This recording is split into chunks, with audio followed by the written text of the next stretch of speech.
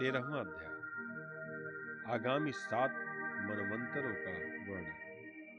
श्री सुखदेव जी कहते हैं, परीक्षित, विवस्वान के पुत्र यशस्वी श्राद्ध देव ही 7वें वैवस्वत मनु हैं। यह वर्तमान मनवंतर ही उनका कार्यकाल है। उनकी संतान का वर्णन मैं करता हूँ।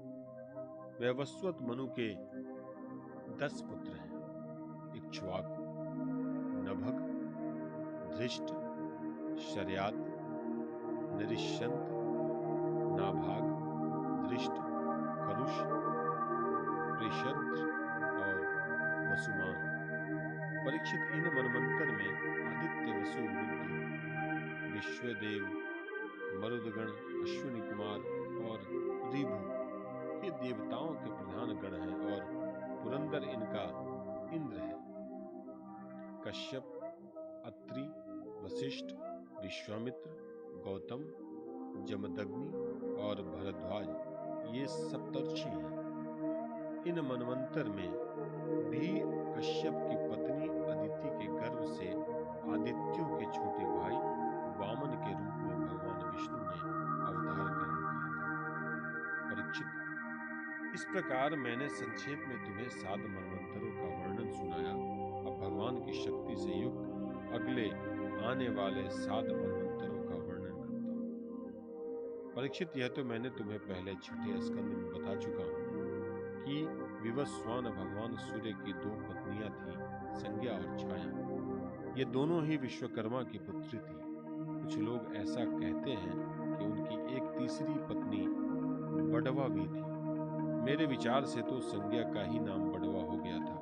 उस सूर्य पत्नियों में संज्ञा से 3 संतानें हुई, यम, यमी और श्राद्धदेव। छाया के भी 3 संतानें हुई, सावर्णी, शनैश्चर और तपति नाम की कन्या, जो सनवर्ण की पत्नी हुई। जब संज्ञा ने बड़वा का रूप धारण कर लिया, तब उससे दोनों अश्विन कुमार हुए। 8वें मनवंतर में सावर्णी मनु होंगे। उनके पुत्र होंगे निर्मोक, विरजस्क आदि। परीक्षित, इस समय सुतपा, विरजा और अमृत प्रभ नामक देवगण होंगे। इन देवताओं के इंद्र होंगे विरोचन के पुत्र बलि।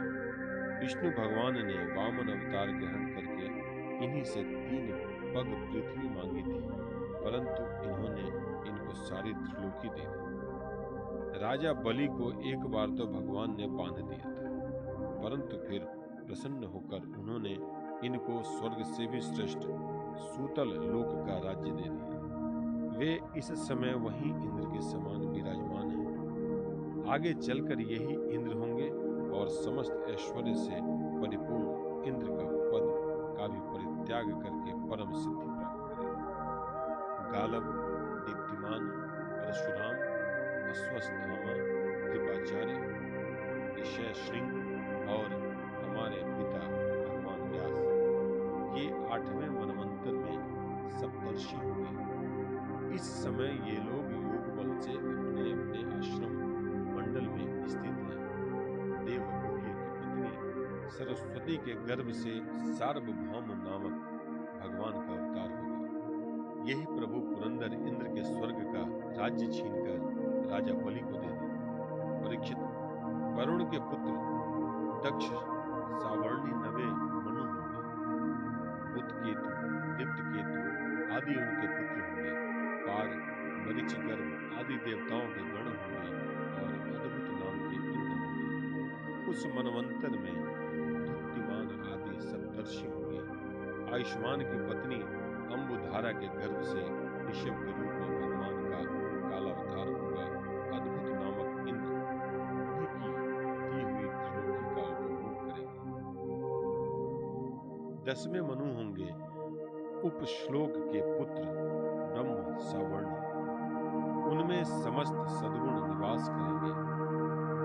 भूरिशेण आदि उनके पुत्र होंगे और भविष्यवाण, सुकृति, सत्य, जय, मूर्ति आदि सप्तर्षि, सुवासन, विरुद्ध आदि देवताओं के गण होंगे और इंद्र होंगे शंभु।